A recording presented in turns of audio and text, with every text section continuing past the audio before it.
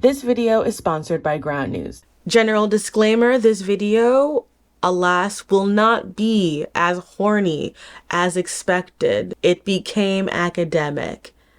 I apologize. It is said that he who hunts monsters should be careful not to become one. What if you're trying to smash? As voted on by my patrons, this is the monster lover episode. Like most things I work on, it started out with the nugget of a quick idea, but then several shows, books, and sources later, it came out into something slightly deeper. Because the folklore of many cultures has stories of people marrying and being intimate with not just monsters, but animal grooms or brides, people cursed to appear as one thing, but deeper within. And it's worth discussing how the stories of being with an animalish companion have gone from moral story about why you should be kind and generous to a man, and to, well, mainstream kink.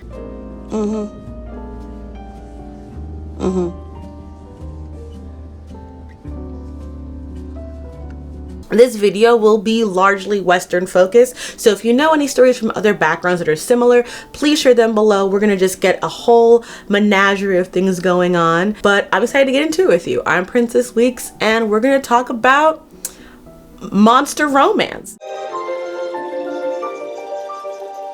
If you look at folklore across the world, you will find many stories of men and women marrying enchanted creatures. Animal as bridegroom. If we go back to the classical originator of this kind of tale, it would probably be the story of Eros and Psyche. Psyche is this, how do you say this in Mean Girls? You're a regulation hottie. What? Who creates such a buzz that men stop worshipping Aphrodite, which... She's gonna jump you.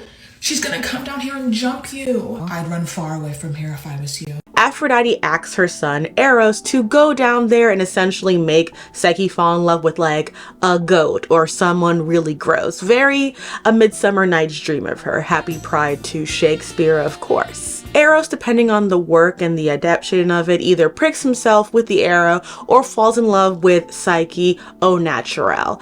Either way, mom's idea goes out the pocket. He wants to be with this girl. Psyche's father needs to get this girl off his hands, but no man really wants to marry her because she's too hot. So he asks an oracle who his daughter will marry. The oracle says it will be a monster. So naturally, they dress her up in funeral attire, take her to some cliff, and then the wind just takes her to a meadow. And then she falls asleep. And when she wakes up, she's in a really nice palace, mashallah, and she has a mysterious husband that she's not allowed to see.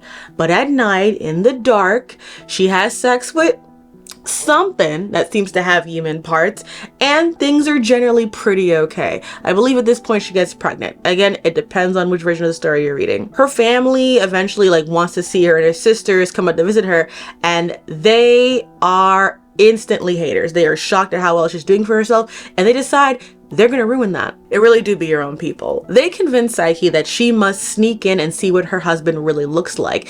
And if he's a monster, which they suspect he's like a serpent thing, she must kill him. So she sneaks in at night with a candle to go into the room. And then of course her husband is literally the god of love, so he's super hot. She leans over to kiss him, and the wax from the candle spills on his little delicate little baby thigh. Not an actual baby, because he's not like, you know, baby Cupid. And he runs away, and she tries to chase him, but he's a god, so he leaves her at the river's edge, and she's just crying and distraught. And this begins her own set of labors where she has to do several attacks to prove that she's worthy of his love, and eventually she gets to be a goddess. Much like the Norwegian variant of this tale, East of the Sun and West of the Moon, and others like it, we see how these stories are meant to teach women to trust these monstrous animal-like husbands or potential husbands. And I think this is really interesting in the classical context because I feel like Eros and Psyche are kind of weird outliners in the classics about shapeshifters. Like when I think about a man god transforming into an animal to pursue a woman, the first person who comes to mind is Zeus. Zeus is turned into a swan, a bull, and a shower of gold to sexually assault women. The of Europa famously depicts Zeus adopting a very nice Phoenician princess named Europa as a bull, and he takes her to Crete and then reveals who he is and makes her queen of Crete. I don't know why he had to do all of this to do that. He'll blame Hera for it, I'm sure. And then he gives her a necklace made by Hephaestus, his son, a robot guard, essentially, a dog, and a javelin. A javelin. You kidnapped me.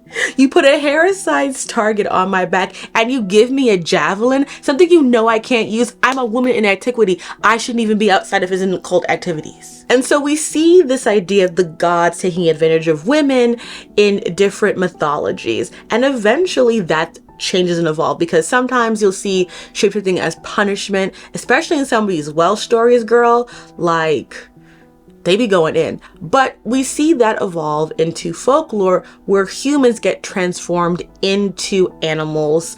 Usually in the animal bridegroom trope, it is a man who's been cursed for some wrongdoing who a beautiful maiden must save with the power of her own virtue. And the biggest example of this would of course be the French version of Beauty and the Beast, originally written by Gabrielle Suzanne de Villeneuve in 1740. She wrote it originally as like novel length, and her version is a little bit more interesting in its scope because she had a terrible marriage and she was widowed thankfully by like 26, and then just started living with this older man who wrote tragedies. So she wrote what became the progenitor of the Beauty and the Beast story, and it was then transformed by Jeanine Marie Le Prince de Beaumont. And that is the version of the story that has been passed on that we mostly know. And that is the story of a young woman named Beauty, who is the youngest of several siblings.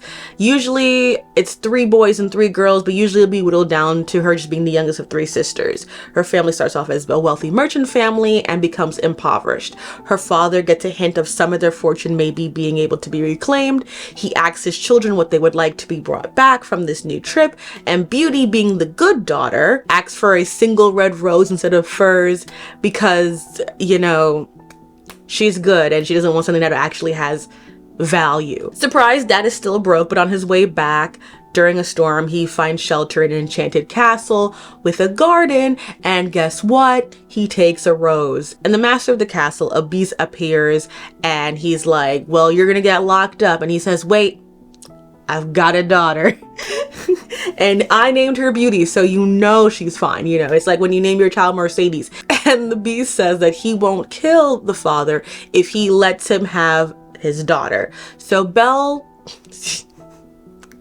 So Beauty decides that she is going to go to the castle and promises to never leave. Now, the big thing that's different about the Beauty and the Beast story from like the movie that we all know and love and thirst after the Beast from is that the Beast is like generally a nice dude and doesn't really ask for anything. He showers her with wealth and glamour and just like lets her do whatever she wants. And he's not like yelling at her and throwing her in a dungeon or like has to go through an arc of anything.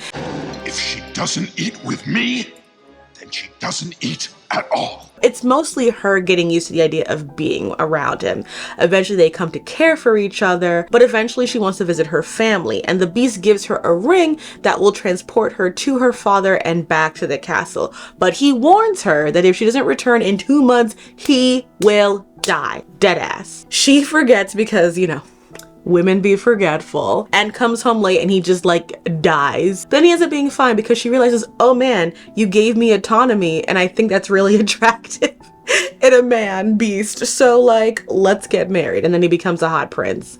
Because I don't think he had the same riz as the enchanted one, I think we can agree that it was a win for her. De Beaumont's version of the story has often been cited as being used as a way to help young women deal with the potential anxieties over their impending marriages. She pulled from her own horrible experiences in the writing of the story. Quote, the writer experienced a short marriage to Antoine Germain de Beaumont, which was annulled after 2 years as he gambled and carelessly lost their money.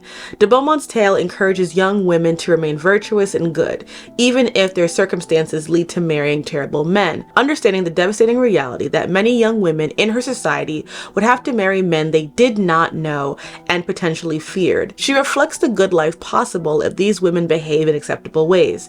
After all, she had been married to a man she considered a monster and she had survived. So she aimed to encourage her female readers to do the same. What is considered subversive about de Beaumont's tale in certain lenses is that Beauty does have a choice in getting to marry the beast. Every night when they have dinner, he offers her marriage, but she says no, saying like, yeah, he's so sweet that I forget that he's like fugly, but I'm not really in, it's not aligning. The stars say it's not right, so I can't do it. Stars! Can't do it.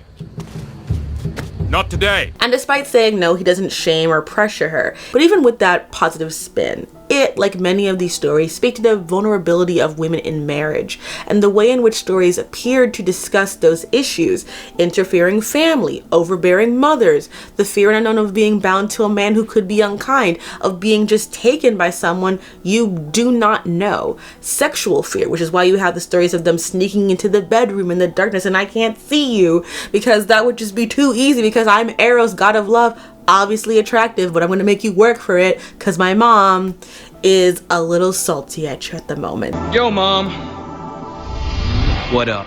Because these stories were written to teach women to trust in marriage, we frequently see this marriage between mortal woman and the divine, which comes with wealth and power, you know, a little sprinkle. Because to be a man worthy in these tales, worthy of the trust you had to bring as a woman, they had to elevate you and bring something that you as a woman couldn't get on your own due to the gender paradigms at the time. So as a sacrifice for dating your frog prince, you get a king with some wealth. There are versions of this type of story for men, but they tend to have a different savoir-faire to them. But it's only skin deep for Zim Zabberin Zim! I'm an ugly old creep! Most people are familiar with the Grimm story, The Frog Prince. A spoiled princess loses her golden ball down a well, and a frog promises to retrieve it if she lets him share a meal with her and sleep on her pillow. She agrees under duress, which, you know, technically the contract don't hold up. He gets the ball. She tries to get out of it, but her father basically tells her, you gotta do it, otherwise you're a bad person. When the frog goes to sleep on her bed, she freaks out and throws the frog at the wall.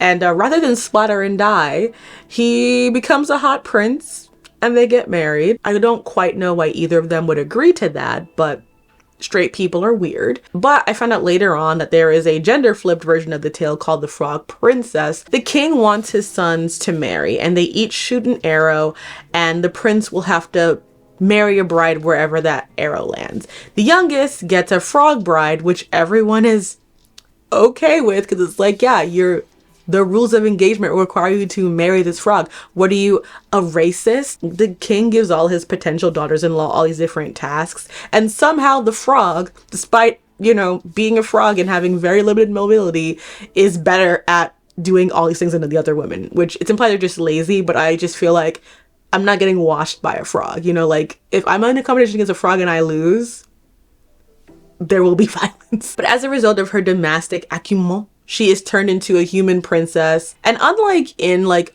a male variant where like if it's the man, he comes with like wealth and money and all that kind of stuff, in this case, she's just really pretty. Maybe she has a dowry, but essentially like she has to be all of these other things, which is usually like a very good domestic being. And then Beauty's like, there you go, on top of everything else, she cute. When we see romances between a man and a animal or not very appealing bride, they react very differently. There is anger, there is resentment, embarrassment. Even when the bride is just an ugly woman, it is seen as shameful. The woman then has to prove herself to be all of these other things. And then once the man has been shamed properly, he accepts his bride. And then she gets to be hot anyway. And so after humbling himself, he gets the reward. In the book Shapeshifters, the author mentions that literary shapeshifters challenge other characters and by extension the readers to examine their own personal biases based on appearances, which from men and women depending on cultural context can be very different. And what it is meant to represent tends to deal with a lot of the anxieties that are being reflected back onto the audience. For women, again, it's the sexual anxiety and financial anxiety of marrying a man that you can't escape from because your husband is just going to be so much more powerful than you. With men, it's being tied down to an unattractive or unfertile woman, whereas where you get characters like the Loathly lady. Most common in medieval stories, the Loathly lady story is usually about a woman who is not attractive but undergoes a transformation into being hot once the usual knight character breaks the curse, but it's tied to her knowledge more than anything. The most popular of this is probably The Wife of Bath, but my favorite is The Wedding of Sir Gawain to Dame Ragnelle, which is very similar to it. You get this magical night challenge when the king goes into one of his lands and kills a deer, and the knight challenges him to challenges King Arthur, to be specific, to find out what women desire most or else. And he gets 1 year to figure that out. Arthur is distressed because he's like, I don't even know. I don't talk to women. So how would they desire me, I guess? Like, I don't know. And he goes to try and figure out someone who knows this rather than, I guess his wife, he doesn't trust her opinion. So, but he ends up meeting a hag who says that she will tell the secret, but she gets to marry Sir Gawain. And Gawain reluctantly agrees in order to save his uncle. And she says that what women desire most is sovereignty over men. Facts. Also, but don't be telling the secrets in the streets though. This happens, and so Gawain and Raglan get married, and he mentally decides, because he's so good, because Gawain really is like one of the best top tier knights. He's like, I'm gonna be so nice to my wife, because yes, she's ugly, yes, she's got a snaggletooth, yes, she has hair all over, but like, I'm gonna be a good knight because like, that's my duty. So he goes to her bed chamber, and oh my god, she's hot, yay! She tells him that she was under a spell that will make her look good for half the day, and if he asks, she can either be hot at night when they're alone or hot during the day when they're together. Actually, the question is both a parody of and thus a challenge to unreconstructed male desire. From Gawain's point of view, the simple binary choice is between fair and foul. Fair is shorthand for desirable sex object, passive recipient of male lust, conventional object of the appropriative male desire, and cause of his worship in other man's eyes. Foul, on the other hand, means sexual aggressor, subject of animal-like desire, threat to the male ego, and consort whose appearance is ruinous to a man's reputation. But the choice is not that simple. Ragnelle says fair by day, foul by night, or vice versa, a double dichotomy. Fair by day, Ragnelle would be the perfect trophy wife, while fair by night she would serve as an ever-tantalizing morsel. But as Gawain himself puts it, were she only fair at night and monstrous while the sun shines, it would grieve my heart right sore, and my worship should I lose. By the same token, were she fair only during the day and repulsive at night, then on nights I should have a simple repair. Either choice involves an unacceptable negative outcome. He ends up saying that the choice is up to her, and guess what? Giving women autonomy wins. And she becomes hot all the time. She only gets to live for 5 more years, but ends up being like his great love forever. And I guess the moral of the story is like, be nice to your smart, ugly wives. They're not going to get younger in real life, but like they have a lot of wisdom and value to give you. Again, she has to gain her husband through being a smart, person, not just like showing up and being like, take some money. Where are stories of women having to marry these strange men and the violence and duality of the man, the beast is so prevalent, men's version of these stories are all about humbling themselves or around men's insecurity with powerful women. And a lot of this I think ties into the fact that you get a lot of stories that are in more modern day mythology of like basically sky gods marrying earth goddesses, and you show through their marriages the ways in which male power will dominate the female power. You even see this with sort of like Hera and Zeus, where like Hera was already the queen of the heavens in her own right, and then Zeus marries her and absorbs part of that from her, and that's why she's so mad all the time. And yes, I know that she shouldn't kill and attack his children and his other baby mamas because technically they didn't do anything wrong. And everyone's always like, why doesn't Hera just attack Zeus? She tried. She tried. Anyway, it's not about that. When we do see enchanted women or magical animal women and their attachment to men, there is always a sense of danger on their end of being harmed by them. And we see this a lot with creatures like Silkies or Selkie. I've seen both. Selkies are these creatures that can transform between a seal and a human by taking off their furs. They're very like mermaid coated, and their furs are what connect them to the sea. So without them, they pretty much feel incomplete and they cannot return. They are often also very beautiful, who are like naked without the furs. So this often leads to stories where men trick them into marriage by hiding their furs so that they can't return to the ocean. And these marriages are not good. They are unhappy. The children are usually abandoned if the Silky does manage to escape because she didn't want to have kids in the first place. And there's a chance that they might end up actually getting cursed due to their like forced arrangement. So it's not really a good thing, but it is about a man having control over this creature who is seen as like a siren that could cause harm. And so these relationships of these enchanted women being humbled by men are their way of gaining power back in these situations. Supernatural wives are meant to be controlled, humbled, and hunted. Their divinity may be passed on to their children, but in order for the marriage to be equal, she must fundamentally change into something lesser, a mortal woman. If we look at a modern example like this, you can see kind of in like The Last Unicorn where like, yeah, she falls in love and she learns regret, but it's because she's put into a body that is human that she can feel. I can feel this body dying all around me. But essentially in it, when we see the monster romance between man and monster, historically, what we are seeing is a way in which men have to deal with powerful women, but it can be to their own detriment. That powerful women are not inherently meant to be trusted. This is also why you don't really see that many goddesses besides Aphrodite actively mating with human men, because for her, she can do that because, you know, Aphrodite, Aphrodite, Aphrodite.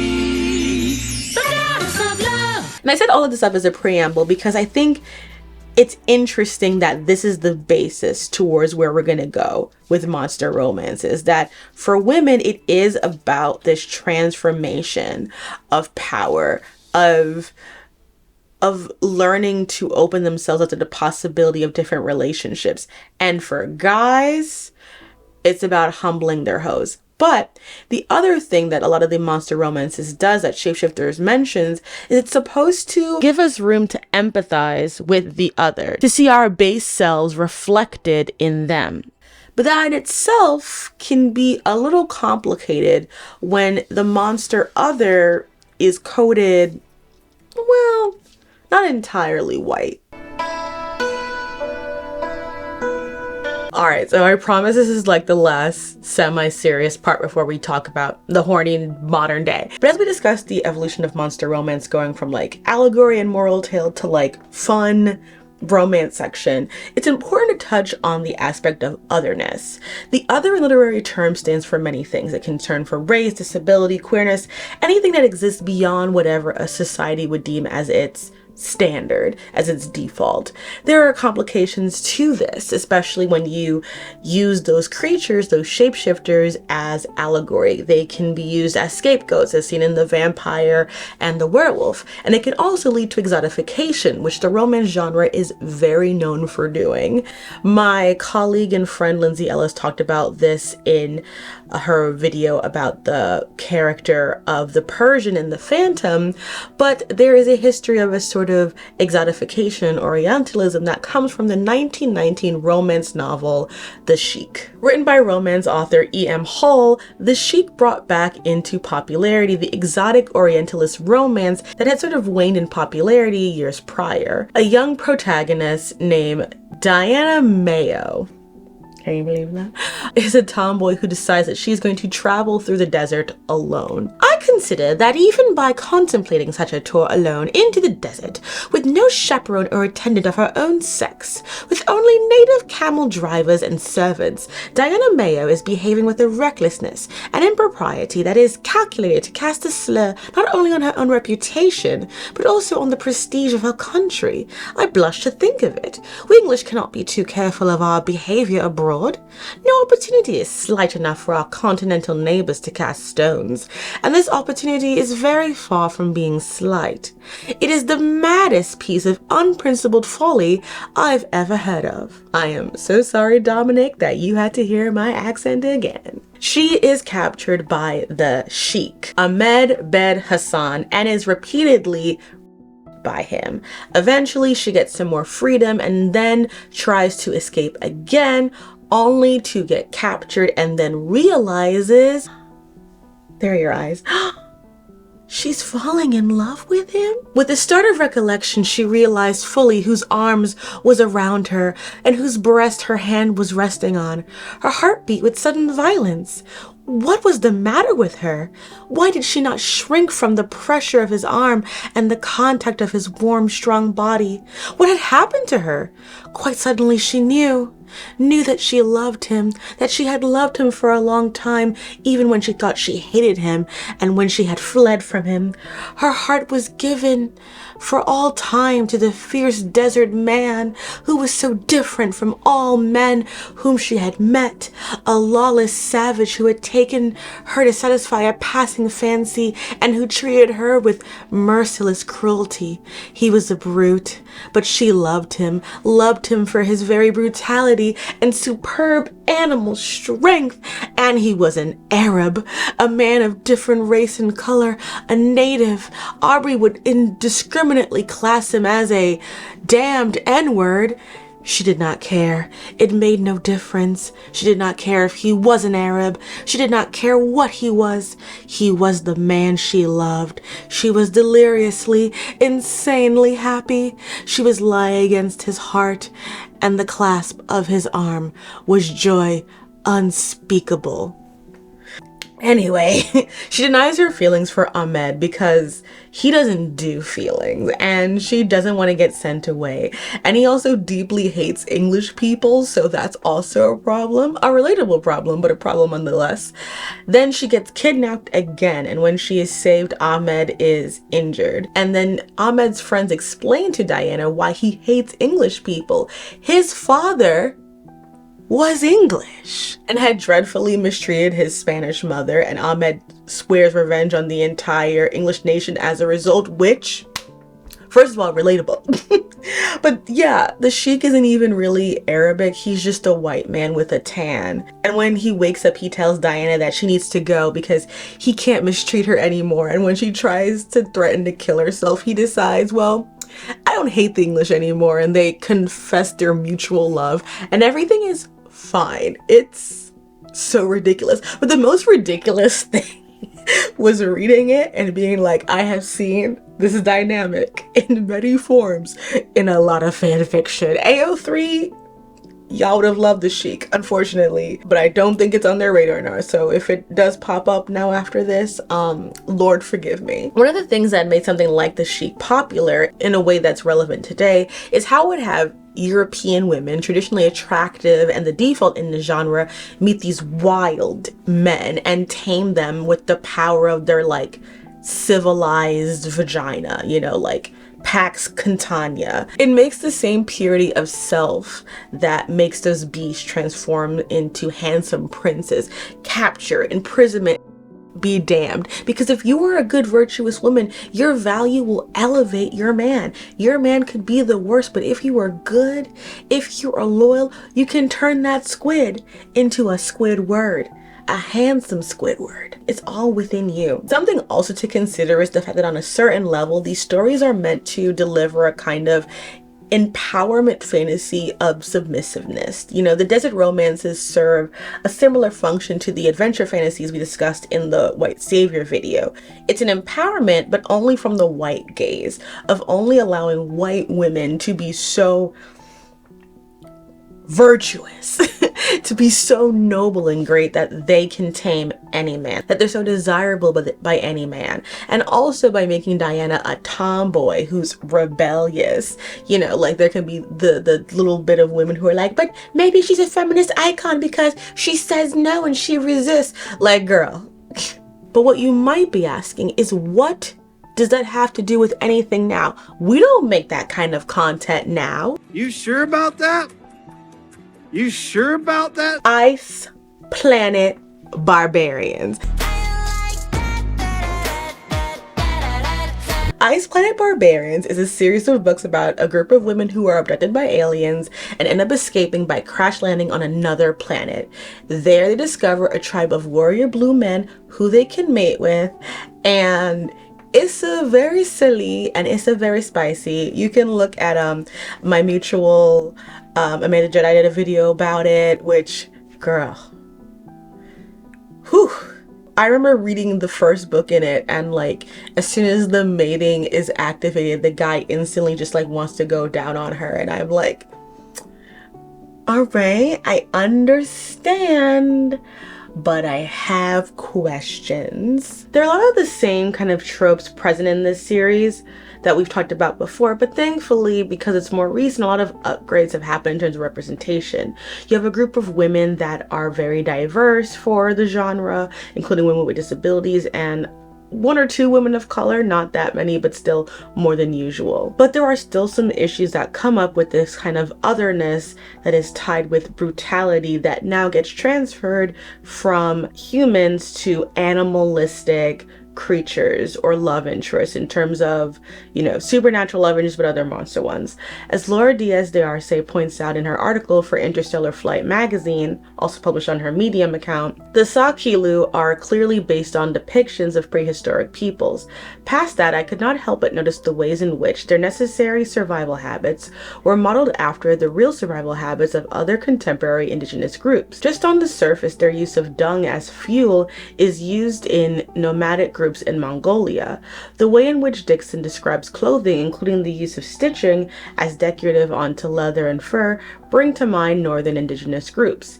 Inuit, for example. It's a rich set of world building, and it helps ground a lot of the more fantastic elements. To be clear, the Psyche are not a parallel to any one indigenous group.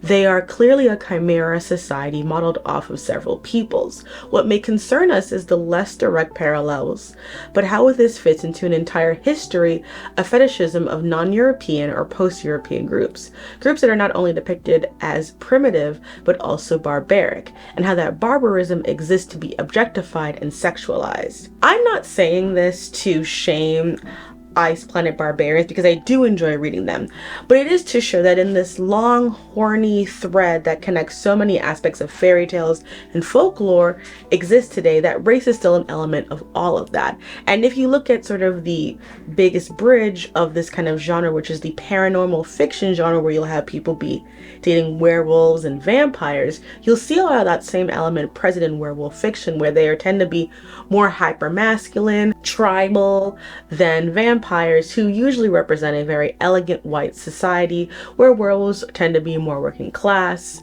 will most likely be coded as being connected to people of color versus vampires. These kind of things are really important when we talk about the monster as other, because if we recognize that the other is also a racial classification, a sexual classification, then it also means that we have turned the monster into a symbol of us as marginalized people.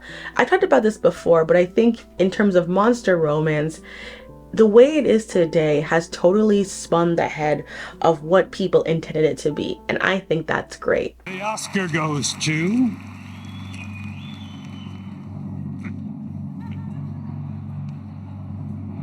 The Shape of Water. On December 1st, 2017, Guillermo del Toro and co-writer Vanessa Taylor released their future Oscar-winning movie, The Shape of Water. It tells the story of a woman named who falls in love with a humanoid amphibian from South America that is being held in captivity by the American military. The two eventually fall in love And got busy! and escape together, all while pushing up against all-American heteronormativity, which is rotting and gross inside. The film became the second fantasy film to ever win Best Picture at the Oscars. This was quite an accomplishment because the first was Return of the King, one of the best films ever made. Even with the discourse around its representation about disability, and while it can mean well while being incomplete, the film itself touches on why people, especially those of marginalized genders and other identities, can relate more to a monster than a man. Monster romance allows the ability to play with the assumptions of gender presentation and sex. There are books where people are having sex with creatures that don't have traditional genitalia. For example, in Tentacles and Triathlons, Sorry to expose your bits like that, buddy. It is a gay romance between a kraken and a man. The kraken doesn't have a traditional penis, and rather than that being lingered on, it's used to show a different kind of sex. The flexibility of intimacy beyond simple penetration with a cis penis. One of the things I loved about Entrapdeck fanfiction, at least the ones that I was reading at the time, was that they used the fact that Hordak is bat-like and has chronic illness to craft sex scenes in which he might not have a traditional genital makeup, and also explore the new ways to play with that. There is less stress on evoking the erotic from common imagery. Instead, it is about expanding and creating the erotic through the enhancement of foreignness and strangeness. It is a challenge in taste and an exploration of kink that is familiar to many subcategories of the erotic. Protagonists don't have complementary genitalia to begin with, and they have to invent new sexual practices in order to express a desire. In some ways, the sex in that book is reminiscent of lesbian sex, with the use of manual simulation. But Aguirre's writing focus was less on maintaining the familiarity of sexual practice, and instead on expressing how different it was to our common ideas about sex. There's a lot of talk about spores and the chemical reactions occurring than just the descriptions of the physical interaction. These are not supposed to be a supplemental for actual representation of intersex or other body types, but it is a way of normalizing it in texts about romance, because a lot of romance has and still does suck when it comes to different genitalia representation, disability, STI. There's also this element that needs to be discussed about sort of the desire and danger that obviously comes with monster romance. Linda J. Lee in Guilty Pleasures Reading Romance Novels as Rework Fairy Tales said, "The conflation, confusion of desire and danger, or eroticism and violence, is a common trope in many popular romances. The not-so-veiled threat of sexual danger both heightens the eroticism of popular romance and serves as a point of contention for feminists who are concerned with the larger cultural messages transmitted by the romance novel and what these indicate about women's fantasy." This can be true for works like the Sheik, but also true for monster romance. What does it mean when people are being drawn to these creatures that, even if they have different presenting genitalia, are often very hyper-masculine with levels of sensitivity to them? Well, we can kind of see hints of this in a very popular George R.R. Martin show called Beauty and the Beast. From September 25th, 1987 to August 4th, 1999, George R.R. Martin wrote and produced on a show called Beauty and the Beast. It was about this weird psychic symbiotic relationship between Vincent, played by Ron Perlman, a noble beast man, and Catherine, played by Linda Hamilton, an ADA district attorney in New York City. And there was sort of like a dark angel style secret utopian community of social outcasts that live in the sewer, because, you know, it was the 80s. Sewers were cool then. It is one part crime drama and one part romance, and people really liked it, and a big part of the appeal was the romance. And when interviewed about why so many people liked the show, including women, someone said, quote, "Vincent can be sensitive without being wimpy. I think all women want a sensitive man, but there are some men who have a sensitive side, but then lack a masculine side. I think he's a blending of both sides that is most perfect. I find Catherine to be tough, resourceful, relatable. She can take care of herself, but she's also allowed to cry. I see her more as a person than a woman." Yikes. She's not like certain women on shows now who are stereotypical women's libbers. They're tough, they act like men, while Catherine is strong yet very feminine. I like that about her. The underlying heteronormativity of a lot of monster romances can sometimes be the biggest detriment towards understanding their appeal, because in a lot of ways people do use them to regurgitate the very typical heteronormative patriarchal ways in which romance has always been presented. And so while I am here offering the queer Black experience of enjoying romance, I think it's also important to call out that yes, the romance genre has a lot of issues with understanding these gender normative tropes, because the reality is that there are a lot of people who are into that and like it uncritically. And while I'm not saying there's anything wrong with enjoying some of this, I certainly enjoy it. Like I said, I read the monster romance with the dragon with two dongs. It is still important to understand where these things come from and how we can sometimes perpetuate the exact same otherism and hypermasculine tendencies that we should be questioning more of the time. And this isn't to say that men still aren't doing well in romance, especially if they look like Adam Driver or Harry Styles, which if I were y'all too, I would send some cease and desist. But in the time since, we have come to understand that princes and knights and these traditional heroes are not always good people. They are often cloaked in elite protection that allows them to pretend that there is nobility to their bullshit. And we now know that goodness is not predicated on traditional male attractiveness. When it comes to the flip side, you do have more examples of guys just being good about their monster girlfriends. My favorite being Jujutsu Kaisen 0, which had the story of Yuka and Rika, which I put in the thumbnail. I originally wanted to do a thumbnail with just them, but then I realized that that would really be a catfish. Sorry, I had to do a quick outfit change. Yuka and Rika, where they were childhood friends who promised to marry each other, but then Rika was hit by a car, and when she was dying, Yuta accidentally cursed her and she became this guardian monster for him. And while it's clear that he is somewhat scared of the violence that she caused, he also cares very deeply for her. And what I think is so interesting is that she's both this person who represents innocence and young love, but also this fierceness. And spoiler alert, during the climax of the film, what makes them so powerful, her as like this cursed being, is the love that they have for each other. And he's willing to risk it all. He's like, girl, if you let me use all your powers, like, we're gonna end this together. Like, I think he was implying that she could eat him. And I'm like, bruh, you a real one. That's a, you know, sexual cannibalism, that's very particular. And it is illegal. You can't do that. But I respect the hustle of it. But the power of love unlocks their full abilities. And I just thought it was really nice to see a relationship like that. Even though there's an implication that he's going to end up seeing with someone else, that he still sees this love and goodness in her, even when she is in this form that can be seen as intimidating and dangerous. That despite that, he still remembers her as the girl that he loved. And just like any traditional enchantment thing, the power of their love allows the curse to break and her soul is free. And she tells him that the years that she spent with him were some of the best she's ever had, and that she was glad to be able to spend that time with him. And I think that's amazing. Like, I think it is so good to see that kind of monster romance in something that's so casual as JJK 0. And I gotta tell you, when they kiss, and it's just shonen so you don't really see it, but he got real close. And when I saw that, I was like kicking my feet like I was a little baby. I was like, it was so good. I loved it. So rarely do we get that kind of thing that's done with a mixture of the horror and the ghostliness. Like, I know Gege Akatami does not like any of the characters that I like, but when we do intersect like this, it's great. When it comes to like horror sapphic romances, honestly, we're just working very hard on like getting people to like say lesbian and to actually have more butch representation. So things are a bit slower there. But I do think that as we have more authors that understand that sapphic romances don't have to be so pretty and polished, that we have a lot of different kinds of women out there, and like a lesbian succubus romance or an arc romance. Like, ladies love orcs, okay? Sapphics love orcs. It's in the law.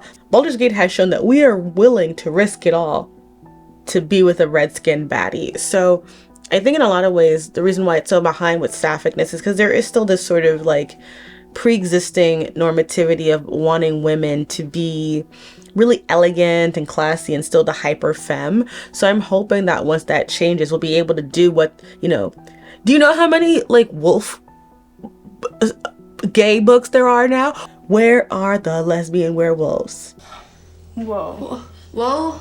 That's it? Whoa. I am so sorry that people were probably expecting a hornier video, and at first it was intended to be that, but then I kept researching and I was just kind of like, this is all really interesting, and I like connecting the threads between like the horny place that we are today and the work that came into building the beautiful horny nest that we all live in, that our beautiful omegas made for us. But I think how all these things in folklore and fairy tales are so interlinked, and how anxieties from one generation can become pleasure to another, is so interesting. You know, once upon a time, the idea was that you had to avoid fairy rings, that you would be taken by them. And now it's like, girl, if I don't have to pay rent and taxes that support a genocide, take me out. Take me to the Unslee. Take me home. Feybound Road, I don't want to be here. And I think this also links so clearly in with the whole online conversation about would women rather choose a bear or a man. If you look at the folklore tale of East of the Sun, West of the Moon, there was a man there in the shape of a bear. Animals were used to address the intimidation and danger that women felt about men romantically, with the hope that they would transform into the kind image of a man. But now with all the news about murdered women, the rise of alpha men, the dangers that marginalized bodies face due to the axing of reproductive rights, the monsters who were once the scapegoats, the other, are the more engaging partners.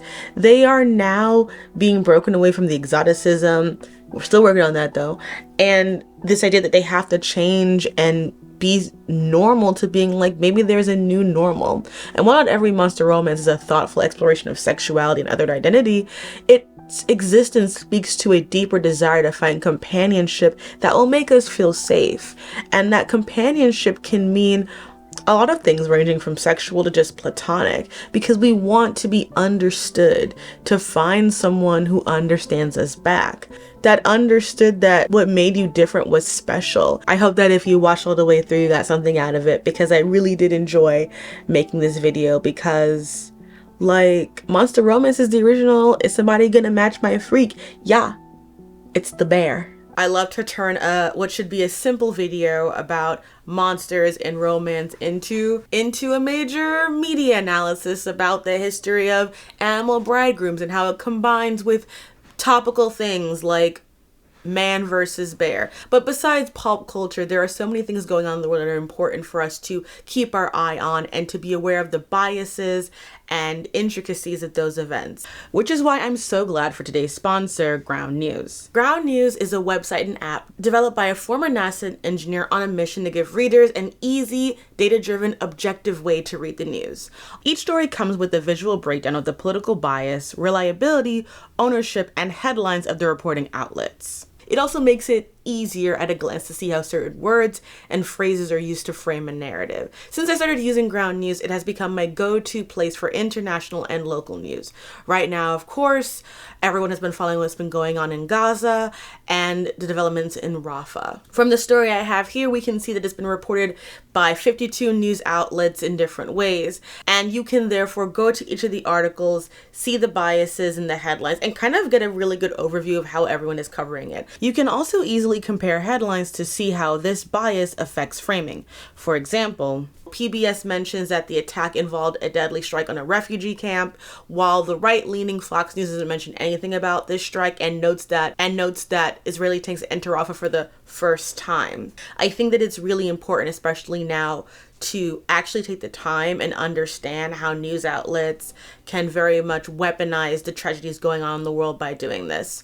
Noticing this kind of language and being able to compare it all together is great at training your brain how to notice these things, if only to make you more savvy about looking out for dog whistles and buzzwords. If you're looking for a new app that will help you sift through daily information, Ground News is the way to go. I'm offering 40% off their Vantage subscription. You can only access this discount through my link, so go to ground.news/princessweeks or click the link in the video description and support an independent news platform working to make the media landscape more apparent.